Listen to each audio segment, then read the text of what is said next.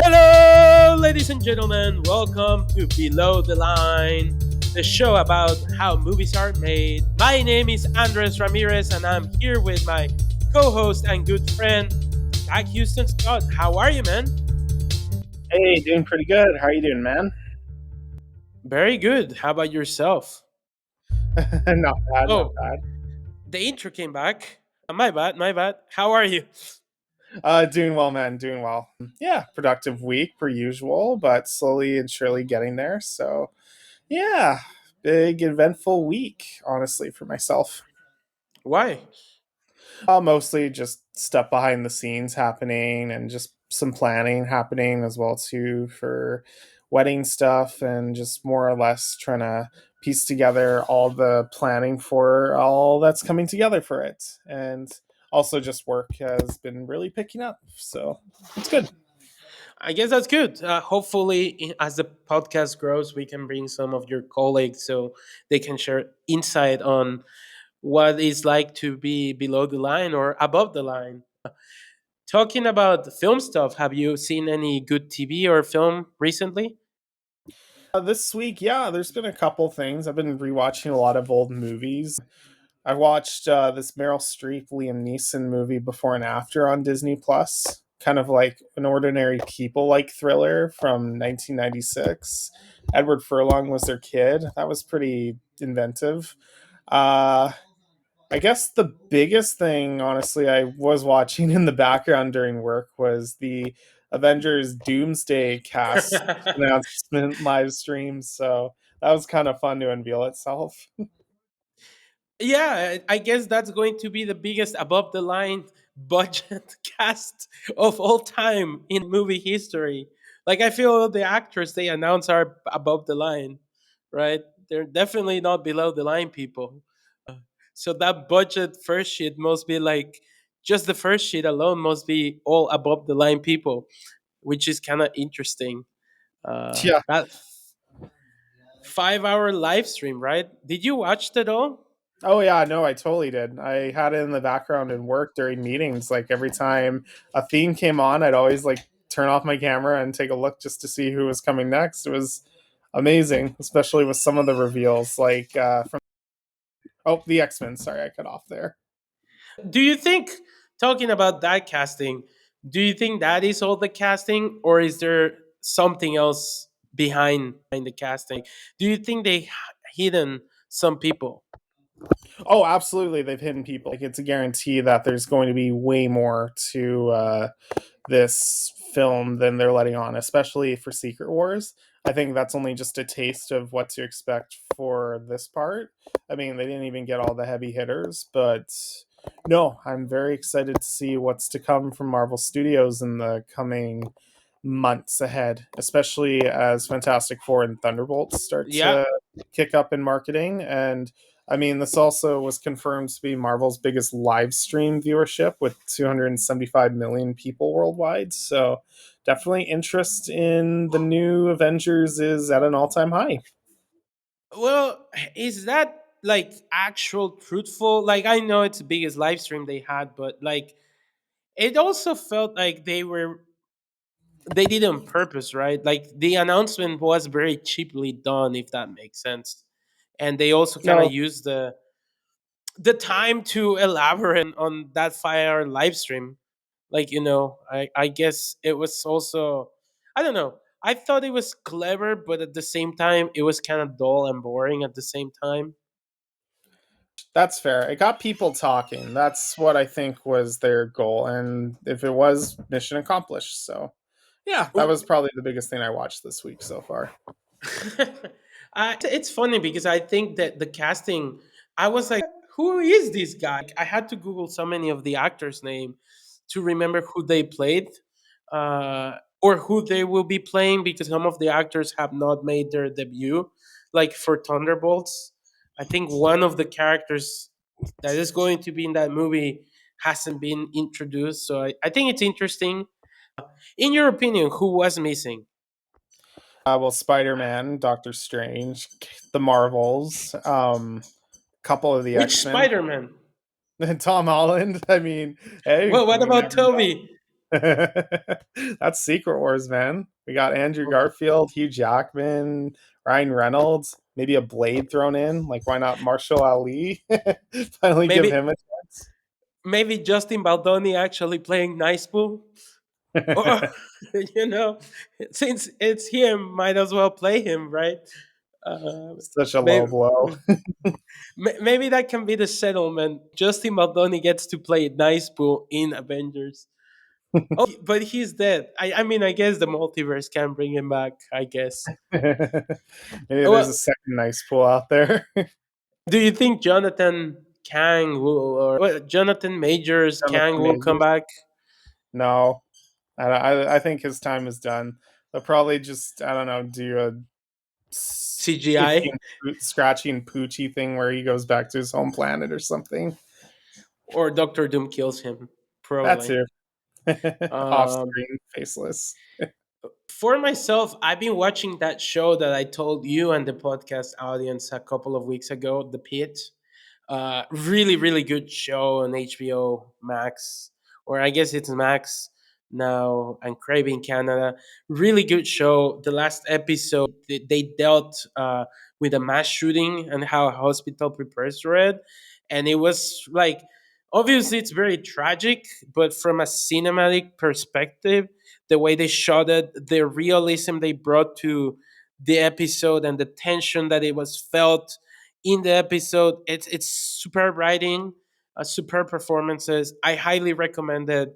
I think it'll wrap in 3 weeks. So if you want to binge most of the show, you can. A new episode drops today, actually. So yeah, it's really good, and it's made by the same writers who made that show called ER, I believe, in the early 2000s with George Oh, Clooney.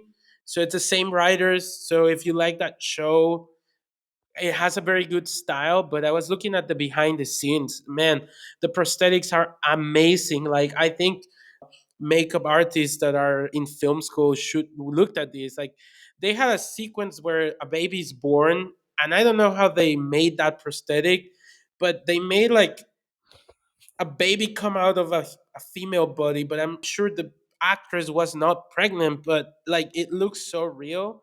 I highly, highly recommended it. I think it's a very underrated show. Not a lot of people are talking about. It's called The Pit. So if you want to watch some good drama, very intense, because like each episode it's 1 hour, go watch it. You'll be highly entertained. And like I said, the pacing is very speed up, so you really never get a chance to breathe, and it's highly addictive because of that reason. That said, if you don't like needles, blood, you might be looking away in certain shots. yeah. No, I'll definitely check it out. No, it sounds really interesting. Kind of, especially with the team that wrote ER. I'm kind of thinking of Shonda Rhimes before early days Grey's Anatomy from it, from the sound of it too. So yeah, definitely excited to dig into that through Crave. But Yeah, it's yeah, really good, really good. awesome. So what Yeah, should we well, talk, man? we wanted to talk more about kind of like the state of those Disney remakes from last week, but we noticed that last week's episode was really well received by the viewers in terms of the length that we're doing to make them shorter instead of the hour that we've been. So we're going to try to keep it around there, maybe a little Hmm. over with 35 minutes going forward, since, yeah, we want these to be easy and digestible, but yeah, I think we'll just kind of carry forward from last week about the state of those remakes and just going forward what Disney's got planned. So, want to take it away for us? Before we go to the remakes, do you want to talk some Daredevil? Last night was pretty good. It was really good. Oh, It not was last night. It was Tuesday actually, but I watched it last night. So, do you want good. to talk Daredevil a little Yeah, we bit can talk before we? Daredevil briefly. Uh, should we spoil, or should we still keep it spoiler free? No, we'll still keep it spoiler free. I think we'll give people time to catch up from when they view it. So, So, what did you thought? pretty brutal. No, definitely. Now that he's back in the suit, we're starting to get more action, and definitely him working towards you know, the end goal or wherever this season is heading. Um, no, hopefully he can start doing more stuff. I mean, the fifth one with St. Patrick's Day was a little iffy, but I mean, I'm really excited to see the direction it's going now that he's back, and now Fisk is going to challenge. I don't know. I'm very excited.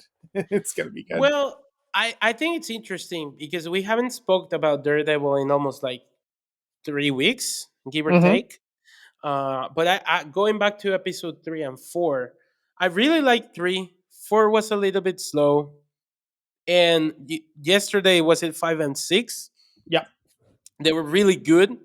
Although I agree, the fifth one was kind of weird in how it was structured because like it kind of didn't make sense in a weird way.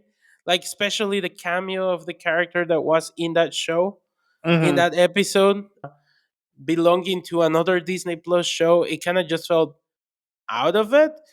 It kind of almost felt like that episode was something they couldn't take out before the reshoots. That said, I did appreciate the action that the episode had. I kind of wish that episode had been episode 3 or 4. Yeah, no, I mean midway through the season, I get it, especially with just the direction it was going in, and definitely the pacing wasn't really helping.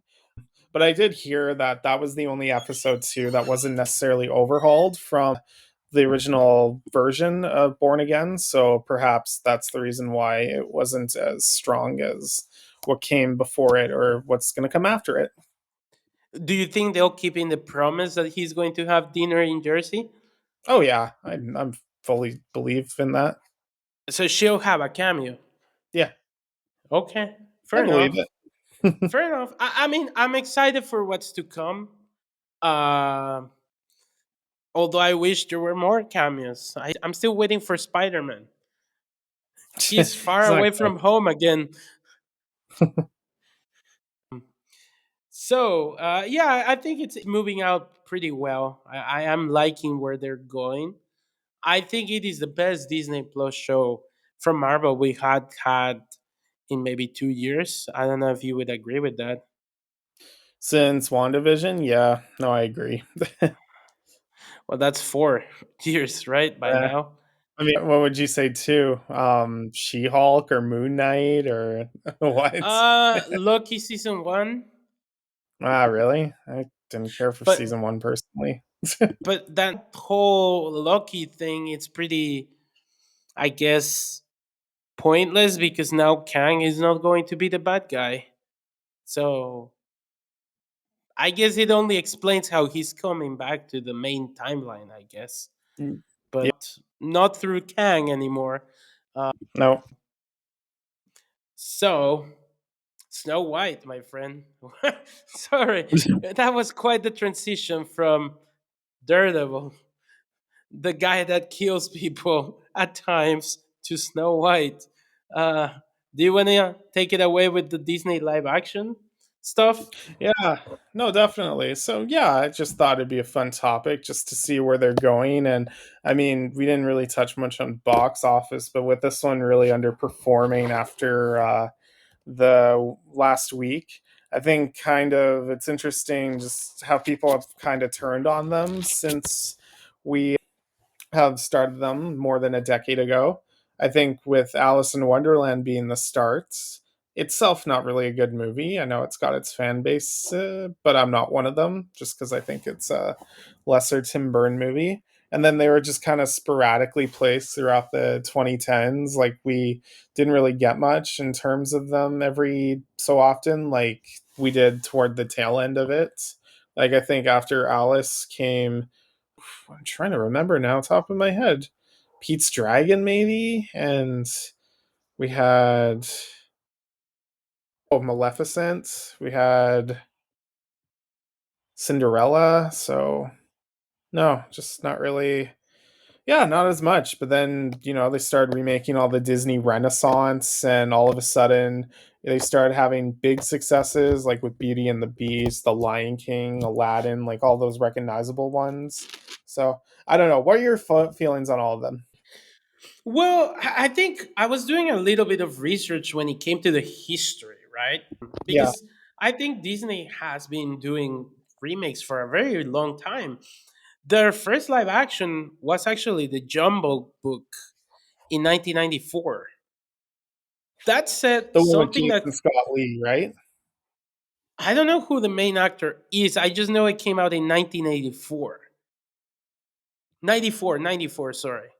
Yeah, yeah. Uh, Made what I by the thought guy it who was did Mummy. Yeah.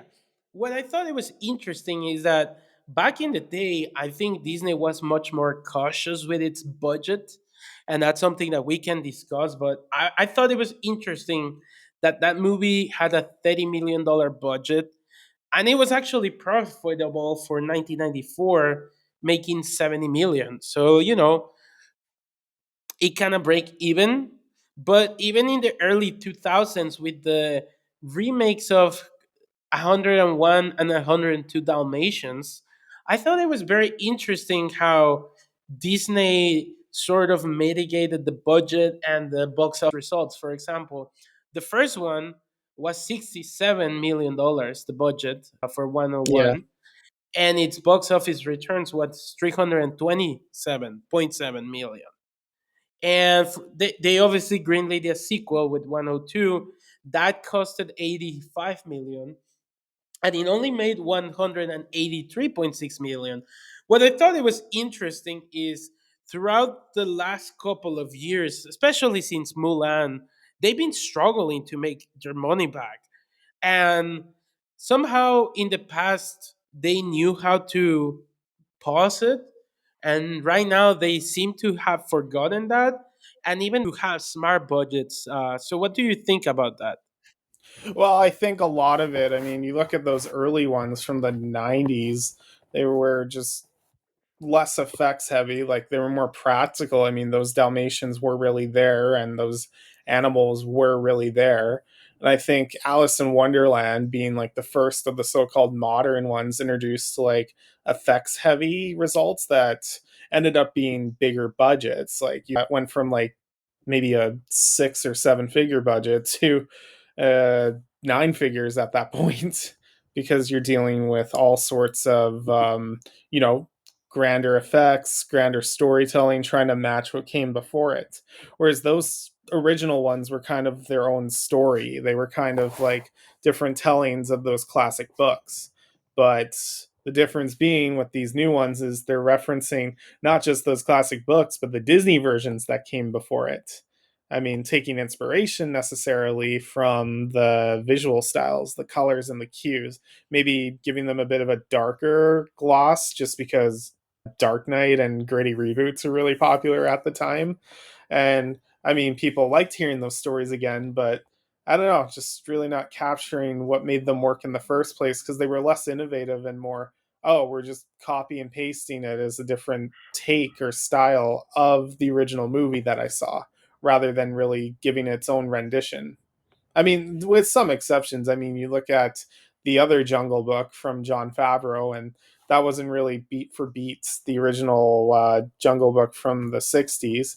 And I mean, Maleficent itself was a different take, a more wicked esque version of the Sleeping Beauty story. But then you get stuff like Beauty and the Beast and Aladdin and Lion King, which were all literally almost shot for shot, like little to no change. Just take that script and really just run it through the copier again. Well, I think that's very interesting because what's the balance, right? Because, yes, you could argue Beauty and the Beast is shot by shot the same thing, but they did try to change a lot with Mulan, and that turned out to be a huge mistake. So, what is the balance in terms of remaking, and when should these stories be remade? You know? If you were to ask me, I would say honestly, there was a curiosity to them at first, like how they were going to do them.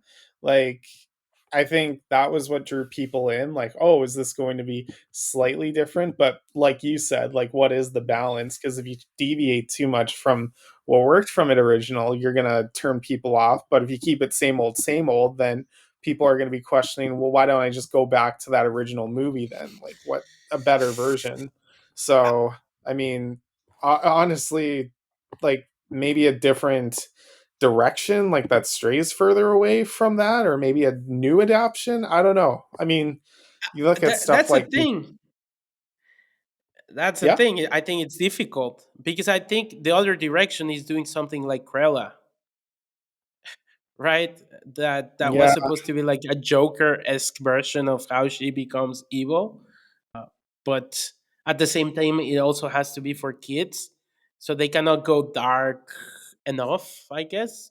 I don't know. What were your thoughts on Krella, for I example? mean, it lost me at the beginning when the Dalmatians, the heroes of the first movie, ended up killing her mom inadvertently. So, I mean, the rest of the Oh movie's yeah, I fun. forgot. Visual feast. I like the production design, the costumes, and I mean, when people do compare it to Joker, I can see why, but I'm not really the biggest fan of it for that first reason. And to sympathize with a dog killer, like that's just no. I don't think the movie really thought that plot hole through very well.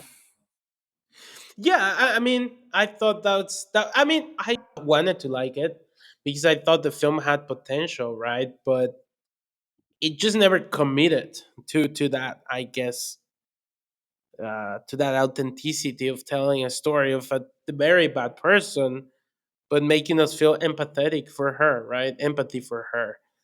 Yeah, no, and then I mean, yeah, it's just I don't know. And then the ending, apparently she's the reason or the cause of the 101 Dalmatians. Yeah, Spoiler she alert. has And that kids. She has kids. She has babies. I think.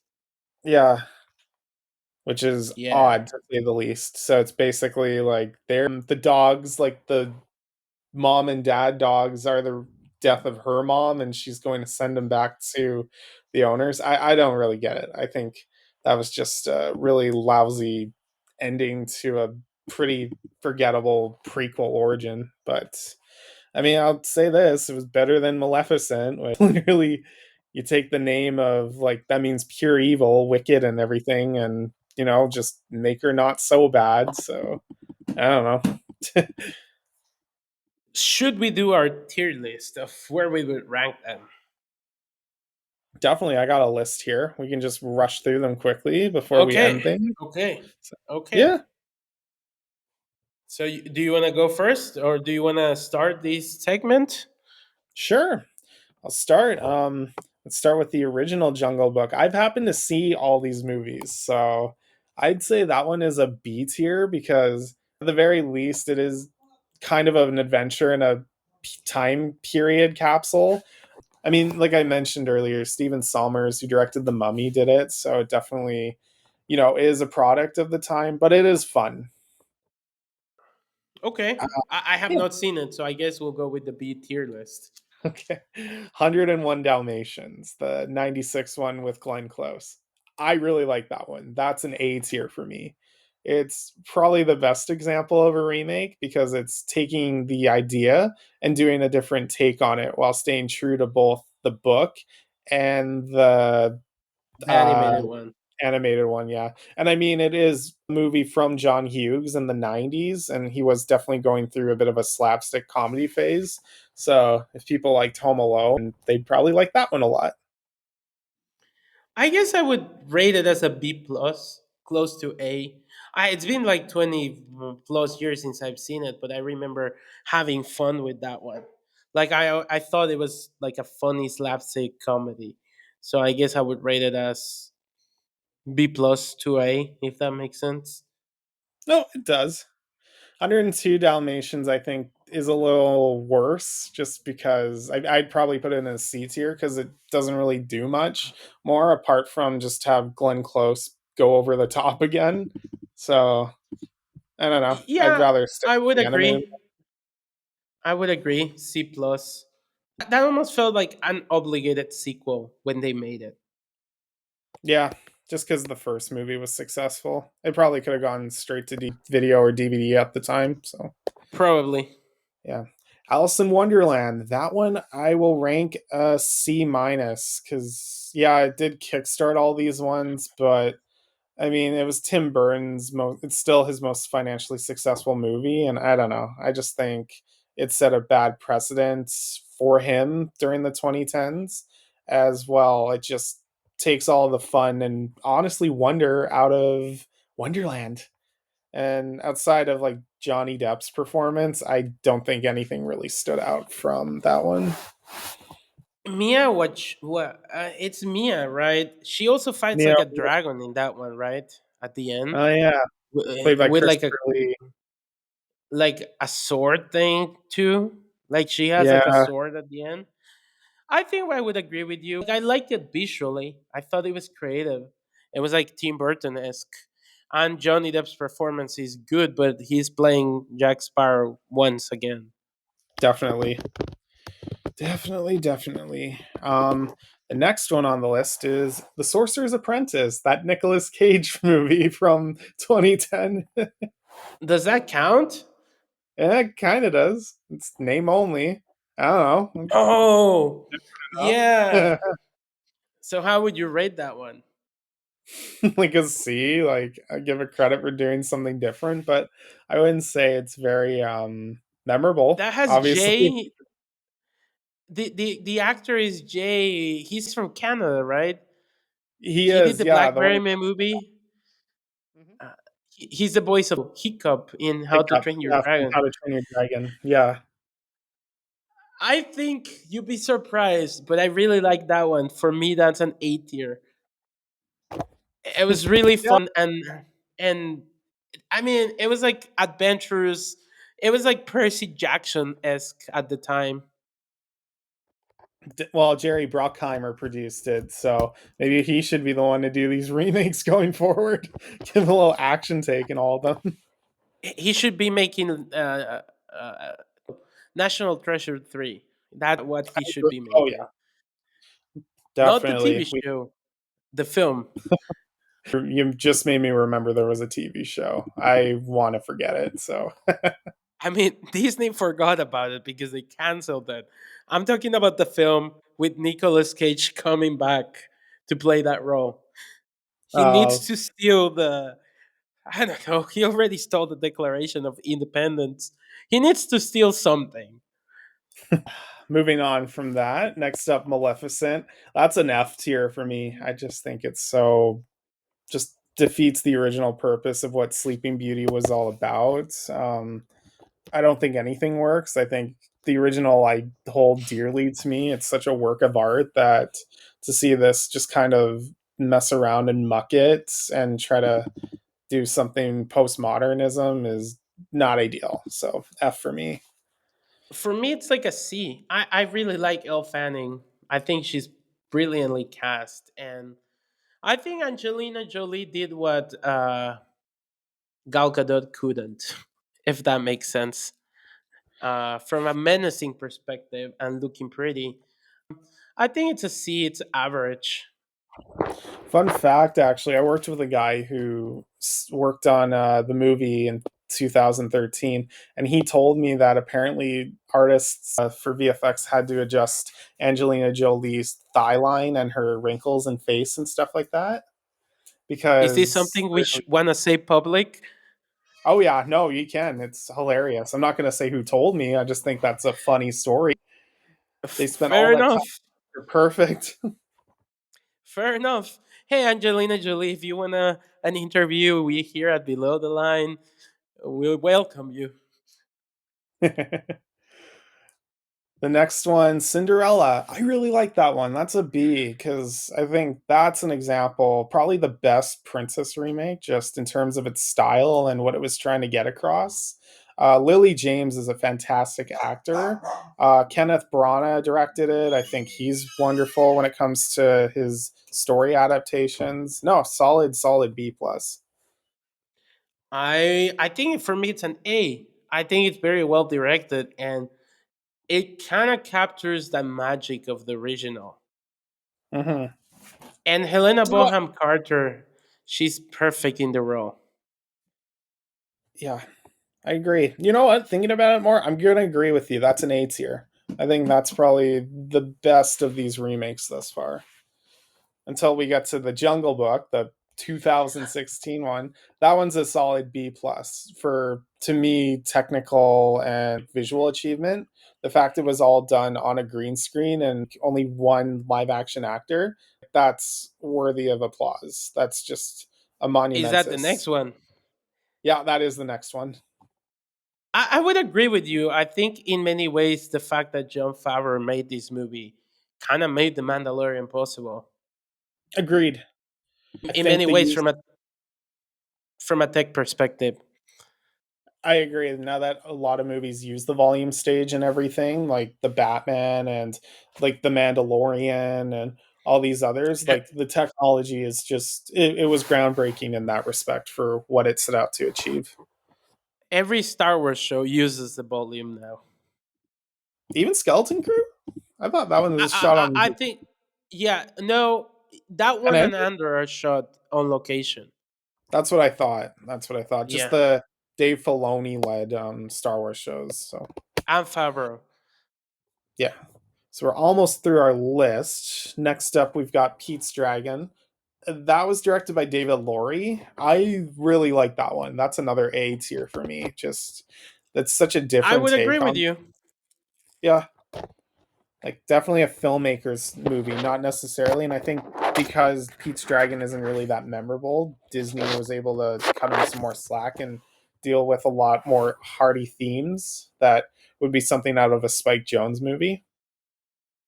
Yeah, I mean, I think David Lowery is also like a bizarre filmmaker. Uh, in terms of how he likes to frame, how he likes to tell his stories. I mean, Ghost Story is literally about a ghost, and it's from its perspective. So I think he has a different take that makes his movies feel not so Hollywood esque, if that makes sense. Definitely, I agree. Next up is Alice Through the Looking Glass. I actually like this one better than the first one. There's a little bit more color, and I think it's a little bit more lively. I mean, I still give it a B minus just because it's a one flaw in it. Ironically, I liked from the first one is Johnny Depp, who you could clearly tell was going Oof. through some issues during that production because his performance is awful. Just such a terrible, terrible movie. Well, that was around the I mean, that time he had the glass of pint, right? The mega pint. was If you know what I mean, you know what I if you know what I mean, you know what I mean. But I it's the do. mega pint, right? Um to be honest, I don't remember this one, so for me it's probably like a D. Like it's just average forgettable, I guess. That's fair.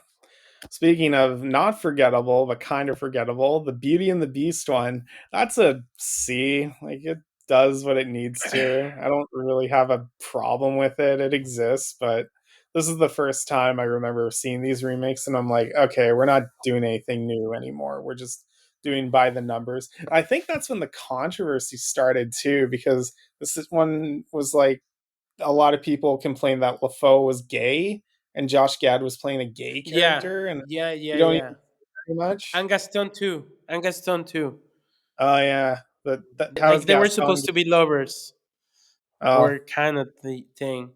or bisexual? Um, yeah, yeah, yeah.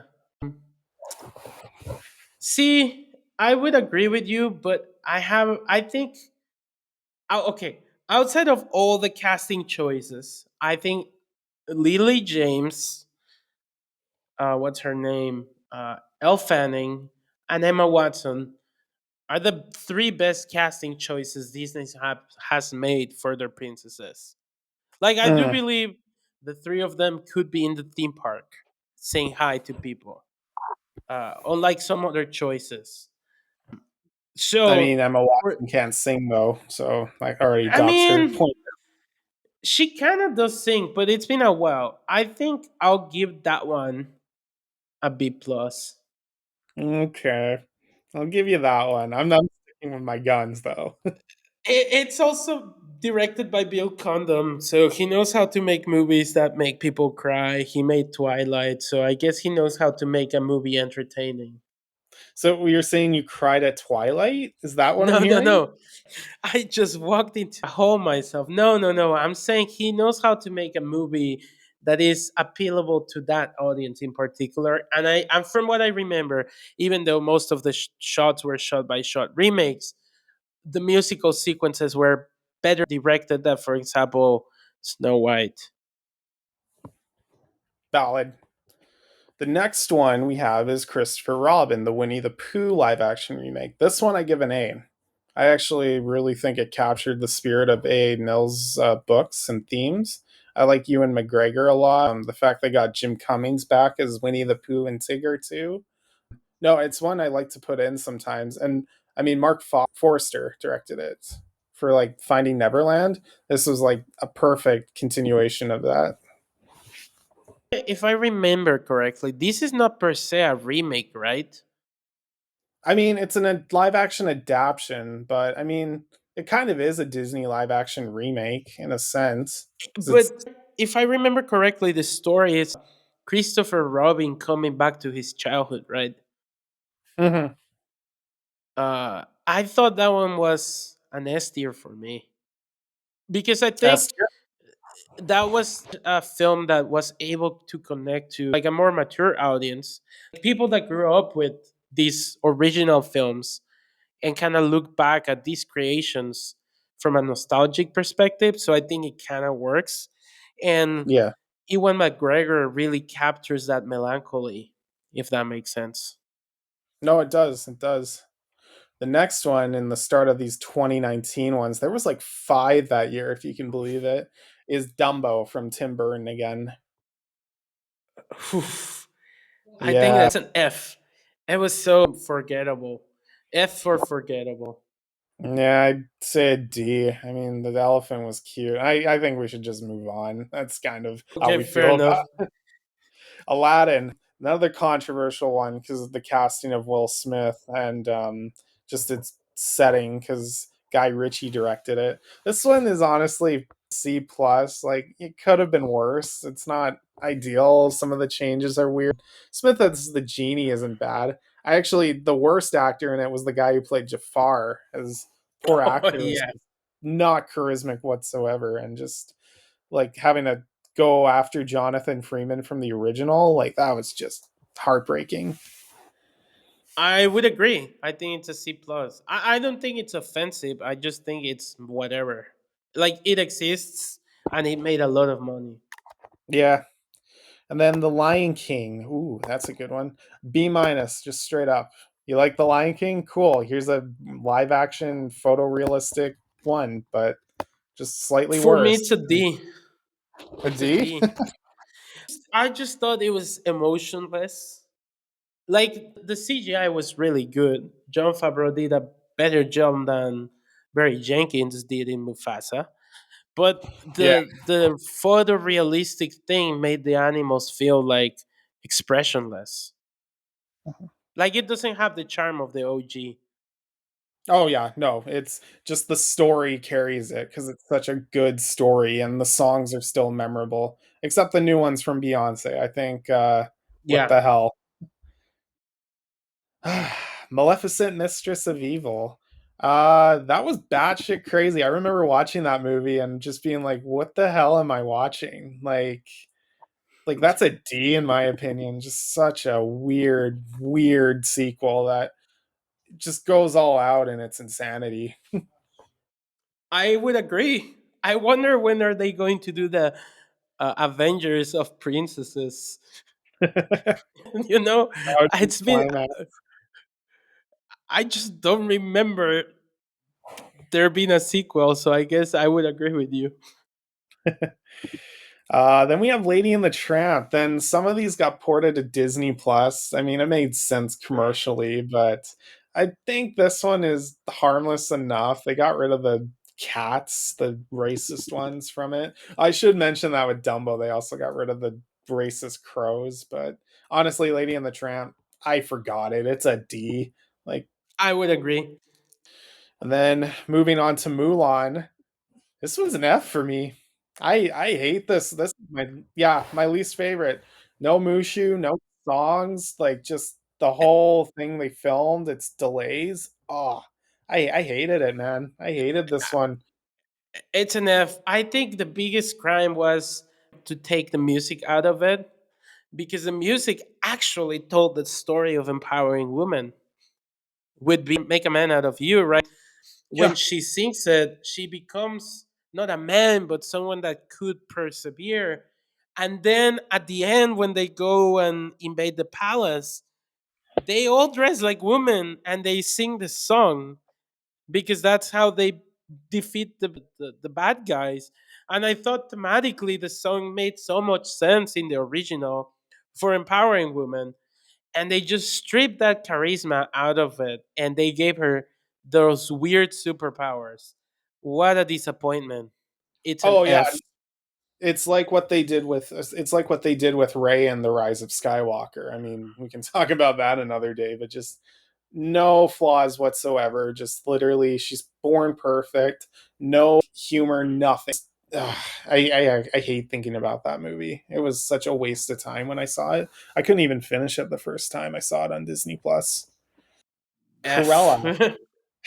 We talked about that one. It's a D. I think the opening when the Dalmatians kill her mom really kill momentum. As pretty and as idea wise as it goes, it's not a terrible origin, but just really as an adaptation or like a origin for Cruella Deville, I think they should have just went and made her straight evil. Personally, For me, it's a C because it had potential. It had a very good actress. They just didn't commit. yeah, that's fair. Pinocchio on Disney Plus. This, F. yeah, another F. I think Zemeckis has lost his way so bad. This is just another one of his failed, creepy motion character films that unfortunately doesn't really work in the setting. I was surprised though with how they translated Pinocchio from a CG, like hand drawn to CGI. Like that turned out better than I thought, but definitely the movie doesn't have anything else going for it.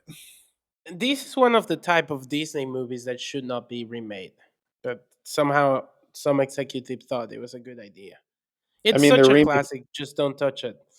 they're remaking Bambi next, so all bets are off at this point. Oh my god, that's going to be probably another F. Another F I would put is Peter Pan and Wendy. Oh yeah. I mean, talk about a contrast. David Lowery from directing Pete's Dragon to that one. Oh yeah. I mean, there's ideas that work, but I just think Peter Pan is such a weak character in this movie. Like absolutely, like there's a reason it's called Peter Pan and Wendy. Wendy's more defined. They do the lost children, I'm calling them. And Tinkerbell is just wasted. Like there's just I'll give it credit. It was shot on location, but even the way he directs it, it was just so lame and lackluster. But That said, the casting for Wendy Everett Anderson, who is the daughter of what's Mila Djokovic? Is that her name? From yeah, Resident that's Evil. That was good casting, but that's all I can keep credit for. good for her. And oh yeah, just saying this right now, I think Jude Law is an awful Captain Hook. So The one that they should have gotten to play him again was the one from uh, Hook Dustin Hoffman? Oh yeah. from Spielberg, the Spielberg film. And I'll just say too before we move on because we don't have very many left. The fact they didn't get the dad like Alan Tudnik to play Captain Hook, who is Mr. Darling, that's just Mm-hmm. no bueno for me. That's not great. Yeah. And, and then the Little Mermaid, it's a C. It's a thumbs down personally. I just think it's fine. Controversy aside, I mean, it's harmless. It's just at this point, you're kind of just tired and you expect it from Disney. Like, at least all the songs are mostly intact. And I don't think the worst thing about it was really Javier Bardem as King Triton, but doesn't hold a candle to the original. And that's the problem with these remakes. For me, it's a D. It was just the ending was different. It was all very messy. It had no soul. So for me, it was a D. Yeah. And then, I mean, we talked about Snow White already, but the last one on this list is Mufasa, the Lion King. This one, honestly, I give an A minus. This is like their best one. Whoa! Yeah, no, I think outside of it being like a live action remake, I could totally see this working as like an official like 2D Lion King prequel. I thought it, gave a lot of backstory. I thought they did make an effort to improve upon it. I actually was into some of the songs and just how things ended up going. And no, I'm not saying that because my brother worked on it. I legit thought this was a great movie, especially like Barry Jenkins, who like he's a really good director. I don't know, it's just I found myself really enjoying this one quite a bit. That's funny because he hates it. He does. He doesn't like the film. Like this is a studio movie. That's funny because I probably would give it a C plus. Like I thought it was like a B minus. B That'd minus. be It's minus, not bad. It's not terrible. I just didn't like the fact that Scar's origin is because he has a scar. yeah. That's fair. Like That was, sometimes it's better to be mysterious, and I think what's the name of the actor that voices him in the OG? oh, Jeremy Irons. Yeah, I thought the way he played it was very Shakespearean. That there was a lot of mystery to where he came from, and I think this one kind of takes that mystery away. But it is what it is. It But who is. knows? Maybe Lilo and Stitch can trump them all and be the S Honestly, tier. I kind of hope so. That one captures the spirit of the original, and the guy who directed it. I mean, he directed Marcel the Shell with Shoes On, a cute little movie a couple years back. So Oh yeah, I I really remember enjoyed that one. it. So yeah, but we'll see. I mean, they've still are chugging away at these remakes. I mean, who knows? We're probably going to get a Frozen one down the line. We'll definitely. I mean, confirmed already is Moana. Moana filming. Yep. I mean, Moana 2 wasn't great, so I don't expect this really to be any more than the same that the original Moana did. 10 years after the original, they've got Hercules in development with Guy Ritchie again. That could be fun. Oh, Robin Hood. I dare them to do the furries or, the why? well, I mean, why not? They made so many live action films about Robin Hood. We don't need another one. But okay, I guess that makes sense. The Aristocats is another one. Oh my god. Yeah. And like I mentioned, Bambi, and last but not least, that's getting a lot more traction is Tangled or Rapunzel. Oh yeah, because Florence Pugh is gonna be in that movie allegedly, and Timothy Allegedly. Chalamet, right? Or yeah, or maybe like Demi Moore or Catherine Hahn as Mother Gothel. I don't know. That one I'm kind of excited to see how they're gonna do. I'd be curious if they casted what's his name, Paul Mescal for Hercules. Oh, that's a good choice. I wouldn't I even mean, mind. he sings, and he already played a gladiator, so he looks the part. He does. So before we sign off, anything else you want to talk about, or are you good? Yeah, I wanted to ask you what would be. I know Disney has a lot of IPs and stuff they haven't remade, but what would be your pick for a live action remake?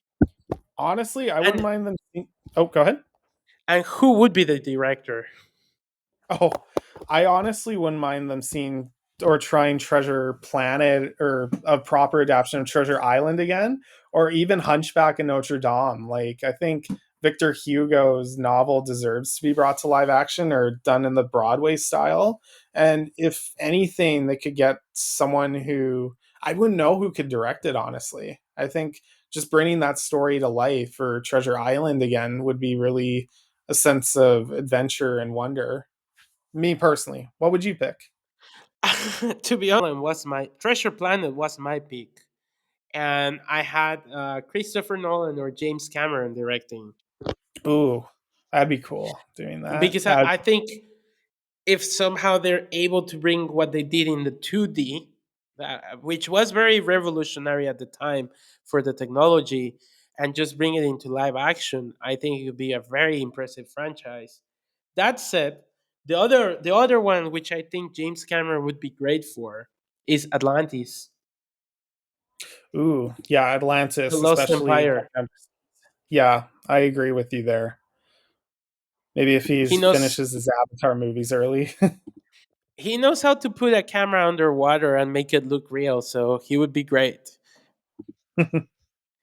But yeah, that was the last thing I wanted to talk because I think there's some mind there, but they haven't probably exploded the right IP or the more, how would I put it, the more experimental IP that is less known, but I think they can make really cool stories. Like Atlantis was really fun. I just miss Disney doing that type of adventure. They don't do them like that anymore. I agree. Or they could do like their failures, like Black Cauldron, or even Fox and the Hound. Do another live action take on those. I don't know. Go back to the classic stories, Sword in the Stone. I cannot wait for them to remake and make Mickey live action, uh, Fantasmic or the Sorcerer's Stone, uh, Fantasia live action Mickey with the brooms, I cannot Yeah, wait for that live action. I mean, just look at the yeah. Well, anyway, my friend, I think we are definitely over time now from where we wanted to, but this was It's fun okay. discussion. It was a fun show. Do you want to sign us off? Yeah, definitely. Well, you can follow us again at Below the Line 2025 podcast here on Spotify. We have an Instagram page, we have YouTube. You can follow our personals at the Zach Houston and Jaro2096. Did I get that right? Yes, you did. You're getting good. Awesome. And yeah, hopefully you guys have a good rest of your day and good night. Bye bye. Bye. Enjoy Disney movies.